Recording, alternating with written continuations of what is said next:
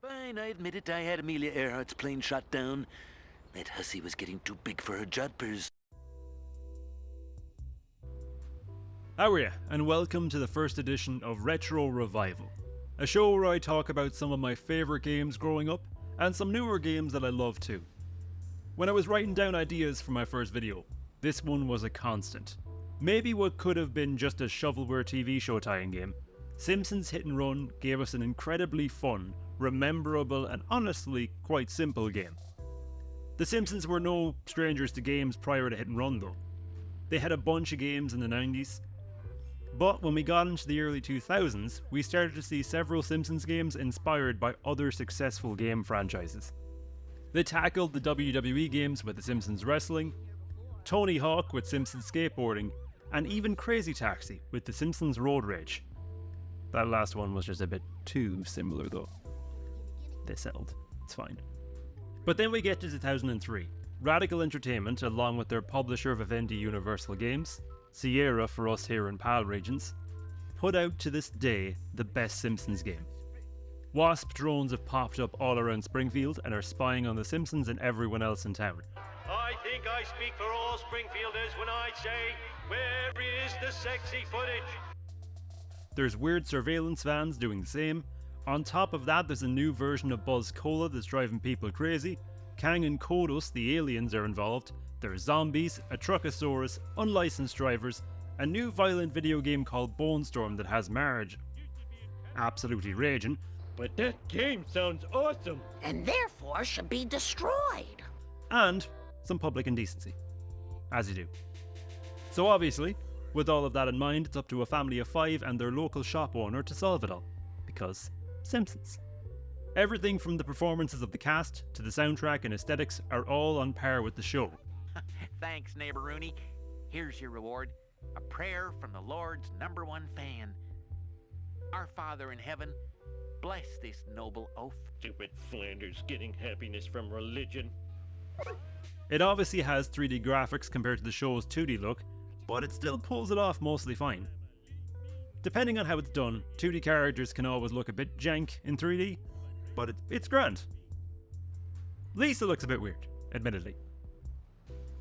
Gameplay-wise, Roadrage, skateboarding and wrestling all had their inspirations, and Hit and Run was basically a more family-friendly take on GTA. Instead of stealing someone's car, they just gave you a lift. Instead of running them down, you just bounce them across the street. You can absolutely boot people, which will never not be satisfying. The people of Springfield have the consistency of a feckin' basketball as far as this game is concerned. There is a wanted meter, so if you are smashing things up in your car, or you're sending Mr. Burns off to get a new set of kneecaps, you might want to keep an eye on it or Chief Wiggum will try to take you down. He doesn't mind getting kicked though, which is weird.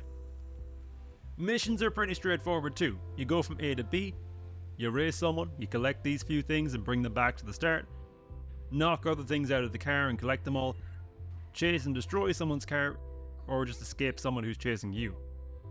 I actually believe there's only one entirely dedicated platforming mission in the entire game, and that's in the first chapter in the nuclear power plant. You're just jumping around all these random lifts, destroying these little transmitters. I'm not sure why there wasn't any more like it. I'm assuming maybe it was just a time or scope thing. But otherwise, being on foot is basically just exploring and collecting things, buying stuff from the outfit or vehicle shops, or interacting with characters and objects. Don't go in expecting any full-on 3D platformer sections in this, bar just exploring the world and collecting collectibles. There's around 49 main missions across 3 maps, 5 characters and 7 chapters, along with optional side missions for stuff like racing and destroying Wasp drones included too. And then there's bonus content for completing certain objectives. The game apparently sold really well, and it had very positive reviews. It also had a sequel in development that was going to feature new vehicles like planes, airships and blimps, and the devs were meant to be really excited about it. The team behind The Simpsons and Fox were also very positive about it too, and they wanted to do a 5-game deal with them. Hit and Run was going to be the start of a big gaming franchise. But it never happened. No! Vivendi declined the offer, and then EA ended up taking up the license, and we got The Simpsons tapped out and The Simpsons game. Which, to be fair, I would say is right behind The Simpsons Hit and Run for me. It's a completely different kind of game, but it was still really fun. Vivendi later went on to merge with Activision. Radical Entertainment went on to make stuff like Crash Tag Team Racing and the Prototype series. They're actually still around today, but I believe they're in support work now for studios in Activision Blizzard. Despite the popularity, the success with sales, and the sheer demand for a remake, sequel, or reboot, we still haven't gotten anything. A remake is that in demand, people have actually started doing it themselves. There's a YouTuber called Reubs, I'm sorry if I've pronounced that wrong, who in 2022 started making his own remake of the game in Unreal Engine 5. As of 2023, he finished his work on it, and it looks absolutely unbelievable. I'll link his development series in the description if you're interested. He's using his own quest system to do the missions. It's fully open world, the models, graphics and art style have all been totally overhauled. The building interiors actually don't even need to be loaded into anymore, the door just opens and you walk into it like any modern game. There's even a first person mode, and in one of the episodes he actually made it work in VR. Unfortunately, it obviously can't be released, otherwise he's going to get a hefty cease and desist in the post box, but the dedication to the remake, as well as that is the viewership of the video, clearly shows a massive interest in this remake happening. The first video is 17 minutes long and it has 3.6 million views.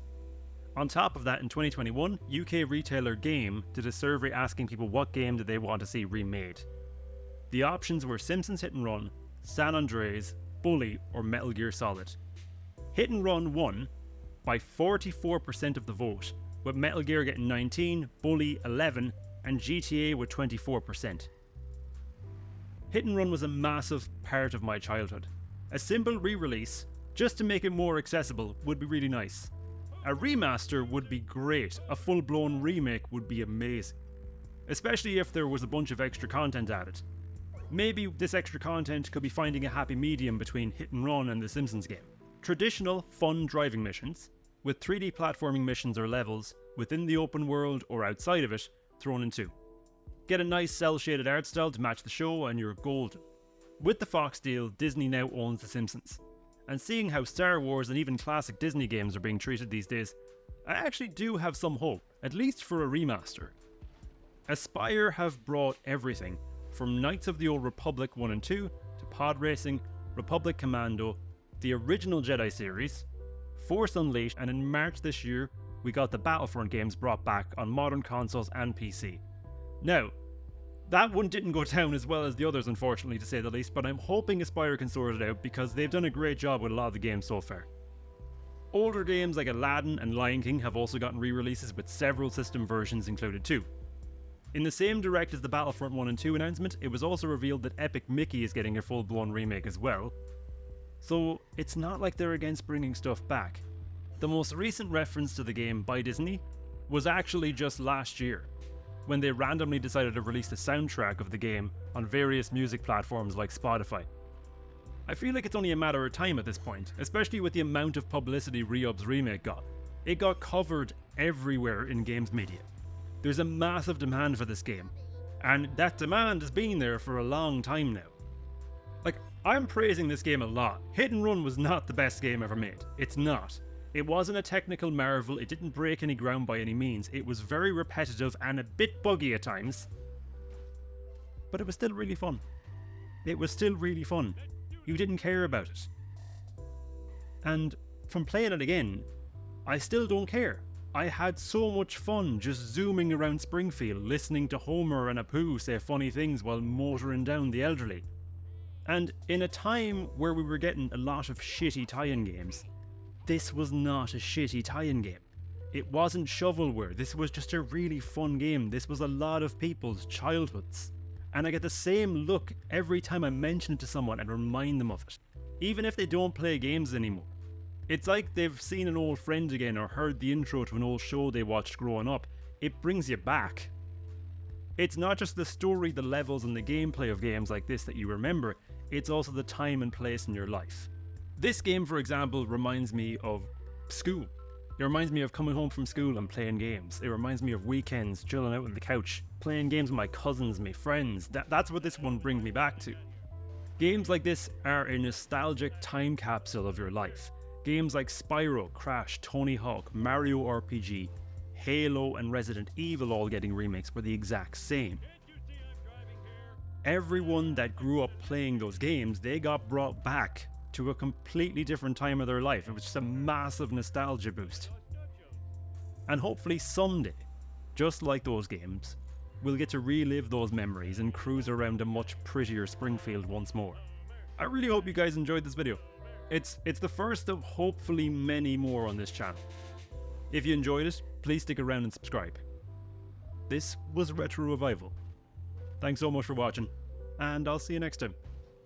Bye. Didn't make a balls of that at least.